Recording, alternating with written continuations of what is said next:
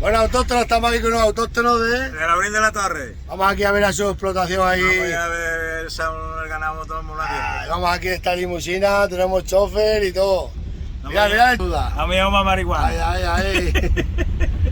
Pues venga, autóctonos, nos vemos ahí. Vaya cabrero bueno que tenemos aquí de malagueña. Nos vemos. Málaga, de Málaga, zona Málaga. De Málaga. Bueno, autóctonos. Aquí estamos con las autóctonas aquí, las malagueñas. ¿Cuál era de los Y con el ganadero. No, había uno de los dos que contaba chistes de chico. Ostras, qué guapa. Chistes, ¿viste esa gente? Uno de los dos, no sé cuál es. ¿Cómo beben, eh? Ahora están fritos los animales.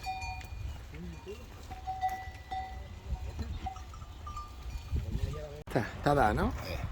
Bueno, autóctono, aquí estamos con el autóctono de aquí de la sierra. Mira qué buena, De Alvin de la Torre. qué buen palo me ha regalado de aceuche, qué buena vara. O porra. Es de un tomate, Vamos a ¿no? unos tomates para plantarlos ahí en Sierra de Gata. ¿Tomate de cuáles? ¿Eso de cuáles son? Mira qué buenos tomates, ¿eh?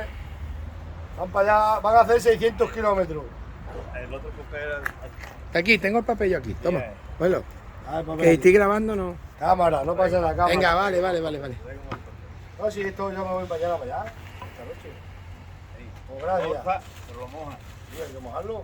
Ahí hay agua en el cubo No, mojado. lo mojas ahí en el coche con una botella. Ah, lo deja porque no, de aquí a allí te dejo no más. No se puede más. Bueno, Entiende. tonto, pues ya nos veréis allí de Esta es la aquí del pitaya, amigo. esta es la pitaya. ¿Tomate qué? ¿Tomate qué?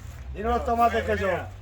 Paco, ¿cómo es el tomate? Ese es el tomate, hay roza grande. Rosa grande. Prepárame un puñado para mí.